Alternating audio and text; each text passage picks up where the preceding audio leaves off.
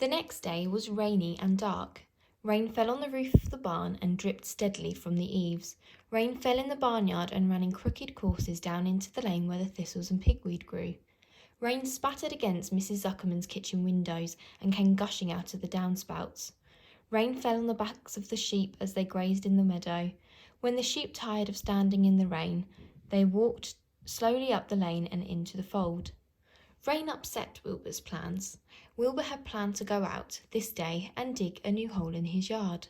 He had other plans too. His plans for the day went something like this. Breakfast at 6:30. Skim milk, crusts, middlings, bits of donuts, wheat cakes with drops of maple syrup sticking to them, potato skins, leftover custard pudding with raisins, and bits of shredded wheat. Breakfast would be finished at 7. From 7 to 8, Wilbur planned to have a walk with Templeton, the rat that lived under his trough. Talking with Templeton was not the most interesting occupation in the world, but was better than nothing. From 8 to 9, Wilbur planned to take a nap outdoors in the sun. From 9 to 11, he planned to dig a hole or trench and possibly find something good to eat buried in the dirt. From 11 to 12, he planned to stand still and watch flies on the boards, watch bees in the clover, and watch swallows in the air. 12 o'clock, lunchtime. Middlings, warm water, apple parings, meat gravy, carrot scrapings, meat scrapes, stale hominy, and the wrapper of a package of cheese. Lunch would be over at 1. From 1 to 2, Wilbur planned to sleep. From 2 to 3, he planned to scratch itchy places by rubbing against the fence. From 3 to 4, he planned to stand perfectly still and think of what it was like to be alive. And wait for Fern. At 4 would come supper. Skim milk, provender, leftover sandwich from Lurvy's lunchbox, prune skins, a morsel of this, a bit of that, fried potatoes, marmalade drippings, a little bit more of this, a little bit more of that, a piece of baked apple, a scrap of upside-down cake. Wilbur had gone to sleep thinking about these plans. He woke at 6 and saw the rain, and it seemed as though he couldn't bear it.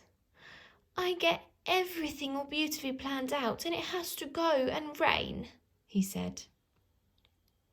For a while he stood gloomily indoors. Then he walked to the door and looked out. Drops of rain struck his face. His yard was cold and wet. His trough had an inch of rainwater in it. Templeton was nowhere to be seen. "Are you out there, Templeton?" called Wilbur. There was no answer. Suddenly, Wilbur felt lonely and friendless. "One day just like another," he groaned. "I'm very young. I have no real friend here in the barn. It's going to rain all morning and all afternoon, and Fern won't come in such bad weather. Oh, honestly." And Wilbur was crying again for the second time in 2 days. At 6:30, Wilbur heard the banging of the pail. Lurvy was standing outside in the rain, stirring up breakfast. "Come on, pig," said Lurvy. Wilbur did not budge. Lurvy dumped the slop, scrapped the pail, and walked away. He noticed that something was wrong with the pig. Wilbur didn't want food. He wanted love. He wanted a friend, someone who would play with him. He mentioned this to the goose, who was sitting quietly in the corner of the sheepfold. "Will you come over and play with me?" he asked.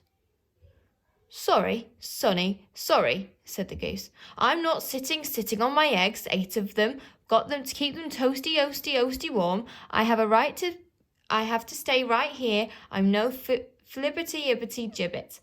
I do not play when there are eggs to hatch. I'm expecting gooselings." "Well, I didn't think you were expecting woodpeckers," said Wilbur bitterly. Wilbur next tried one of the lambs.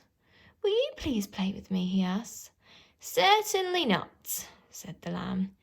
"In the first place, I cannot get into your pen, as I am not old enough to jump over the fence. In the second place, I am not interested in pigs. Pigs mean less than nothing to me." "What do you mean, less than nothing?" replied Wilbur. I don't think there is any such thing as less than nothing. Nothing is absolutely the limit of nothingness. It's the lowest you can go. It's the end of the line. How can something be less than nothing? If there was something that was less than nothing, then nothing would not be nothing, it would be something, even though it's just a very little bit of something. But if nothing is nothing, then nothing has nothing that less than it is. Oh, be quiet, said the lamb. Go play by yourself. I don't play with pigs. Sadly, Wilbur lay down and listened to the rain. Soon he saw the rat climbing down the stairway, down a slanting board that he used as a stairway. Will you play with me, Templeton? He asked Wilbur. Play? Said Templeton, twirling his whiskers. Play? I hardly know the meaning of the word. Well, said Wilbur, it means to have fun, to frolic, to run and skip and make merry. I never do those things if I can avoid them, replied the rat sourly. I prefer to spend my time gnawing, spying and hiding. I am a glutton, but not a merrymaker. Right now I'm on my way to your trough to eat your breakfast, since you haven't got sense enough to eat it yourself. And Templeton the rat crept stealthily along the wall and disappeared into a private tunnel that he had dug between the door and the trough in Wilbur's yard. Templeton was a crafty rat. He had things pretty much his own way. The tunnel was an example of his skill and cunning. The tunnel enabled him to get from the barn to his hiding place under the pig trough without coming out into the open. He had tunnels and runways all over Mr. Zuckerman's farm and could get from one place to another without being seen. Usually he slept during the daytime and was abroad only after dark.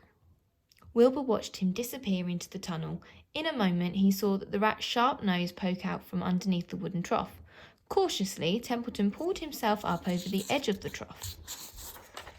This was almost more than Wilbur could stand on this dreary rainy day to see his breakfast being eaten by somebody else. He knew Templeton was getting soaked, out there in the pouring rain, but that didn't even comfort him. Friendless, dejected and hungry, he threw himself down in the manure and sobbed. Late that afternoon, Lurvy went to Mr. Zuckerman. I think there's something wrong with that pig of yours. He hasn't touched his food. Give him 2 spoonfuls of sulphur and a little molasses, said Mr. Zuckerman. Wilbur couldn't believe what was happening to him when Lurvy caught him and forced the medicine down his throat. This was certainly the worst day of his life. He didn't know whether he could endure the awful loneliness any more. Darkness settled over everything. Soon there were only shadows and the noises of the sheep chewing their cuds, and occasionally the rattle of a cow chain up overhead. You can imagine Wilbur's surprise when out of the darkness came a small voice he had never heard before.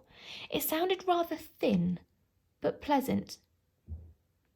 Do you want a friend, Wilbur? It said. I'll be a friend to you. I've watched you all day and I like you. But I can't see you, said Wilbur, jumping to his feet. Where are you, and who are you? I'm right up here, said the voice.